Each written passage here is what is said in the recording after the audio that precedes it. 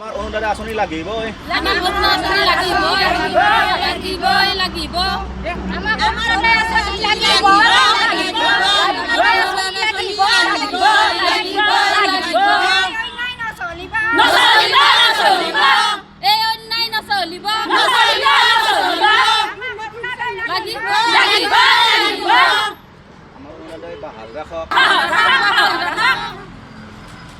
হেৰি অৰুণোদয়ৰ মই আঁচনিৰ বহুত কেইখন কাগজ কৰিলো মই একোৱে নাপাম আজিকক লাগি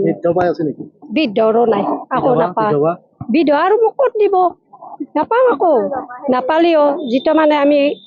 কৰিছিলো বহুত কেইখন 8খনমান কৰিলোৱে অৰুণোদয় কিন্তু আমাক একো দিয়া নাই আজিকক লাগি নাই নাই একোৱেই নাই আমি বহুত দিলো নাই একোৱেই নাই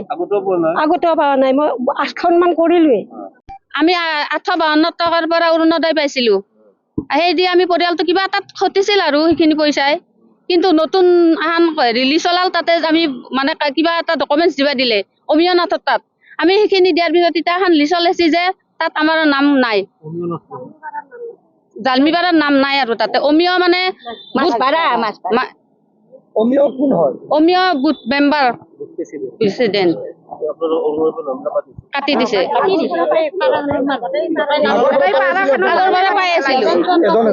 আগৰ পৰা পাই আছিলো যাওঁ মাহলৈকে পাইছো এতিয়া এই মাহত যেতিয়া লিষ্ট আহিছে লিষ্টখনে দি যিকেইটা মানুহ আহিছে ফোন কৰি মাতিছে বাকী আমাৰ কাৰো নাই একেবাৰে ক্ষুব্ধ হৈ আছে তেওঁলোকৰ পুৰণা যিখন লিষ্ট আছিলে বা পুৰণা কাৰ্যকালত তেওঁলোকে এই যিটো অৰুণোদয় আঁচনি তেওঁলোকে পাই আছিলে আৰু বৰ্তমান আজি যি সময়ত আপোনালোকৰ আমাৰ ইলেকশ্যনৰ MP ইলেকশ্যনৰ আগে তেওঁলোকে এটা নতুনকৈ আমাৰ যিবিলাক পুৰণা মানুহ হওক বা নতুন আবেদনকাৰী হওক তেওঁলোকৰ নতুনকৈ ডাটা তেওঁলোকে সংগ্ৰহ কৰিছিল সংগ্ৰহ কৰাৰ ফলত আমাৰ যিবোৰ তেওঁলোকে এটা বাছনি কমিটি তেওঁলোকে তৈয়াৰ কৰি দিছে বুথ ৱাইজ আগতে ৱাৰ্ড ৱাইজ পাইছিলে ৱাৰ্ড এইবোৰ আমাৰ যিটো 6 নম্বৰ বঙৰা জালিবাৰ 6 নম্বৰ ৱাৰ্ডৰ তেওঁলোক হিতাধিকাৰী প্ৰত্যেকবাৰ তেওঁলোক পাই আছিলে কিন্তু বৰ্তমান যেতিয়া বুথ হিচাপে আহিলে তাৰমানে এটা ৱাৰ্ড দুটা বুথত বিভক্ত হোৱাৰ লগে লগে যিটো সেই বুথ নম্বৰৰ তেওঁলোকৰ বাছনি কমিটিত আছিল অমিয় তালুকদাৰ আছিল চিত্ৰা চৌধুৰী আছিল দেবেন মজুমদাৰ আছিল এতিয়া দেবেন মজুমদাৰ হওক বা চিত্ৰা চৌধুৰী হওক বা অমিয় তালুকদাৰ তেওঁলোকৰ লগত মই কথা পাতিব বিচাৰি আছিলোঁ দেবেন মজুমদাৰ তেখেতে ৰিচিভ কৰা নাই কিন্তু বাকী সকলৰ পৰা মই খবৰ পালোঁ যে তেওঁলোক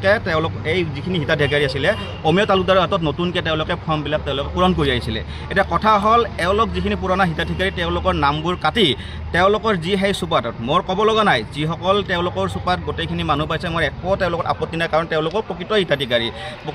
পাইছে মই ক'ব লাগে কিন্তু এওঁলোক যেতিয়া পুৰণা হিতাধিকাৰী তেওঁলোকৰ নামখিনি কিহৰ কাৰণে কাটা গ'ল সেইটোৰ কাৰণে মানে এই মহিলাখিনিয়ে মোক মানে কণ্টেক্ট কৰিছিলে ৰাতিপুৱাৰ ভাগত তো কণ্টেক্ট কৰি আমি ইয়াতে আহি মানে বাছনি কমিটিৰ মানুহ আমি ইয়াতে বিচাৰি আছিলোঁ যে আপোনালোকে প্ৰকৃত কাৰণখিনি এই মহিলাখিনিক আপোনালোকে কওক কাৰণ তেওঁলোকে নামখিনি আগতে যিবোৰ মহিলা আছিলে ইয়াতে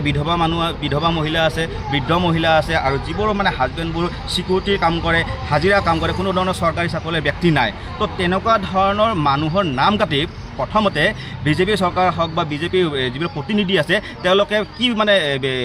জনাব বিচাৰিছে প্ৰকৃত হিতাধিকাৰীৰ নামখিনি মই সেইকাৰণে অনুৰোধ কৰিছোঁ মই বিধায়ক মহোদয়ক অনুৰোধ কৰিছোঁ আমাৰ পঞ্চায়ত মন্ত্ৰীক মই অনুৰোধ কৰিছোঁ ৰঞ্জিত দাসক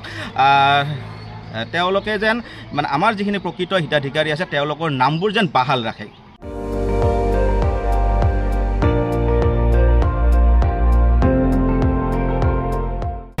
আপুনি চাই আছে ND24 সৰ্বশ্ৰেষ্ঠ নহয় সৰ্বোত্তমৰ দৌৰত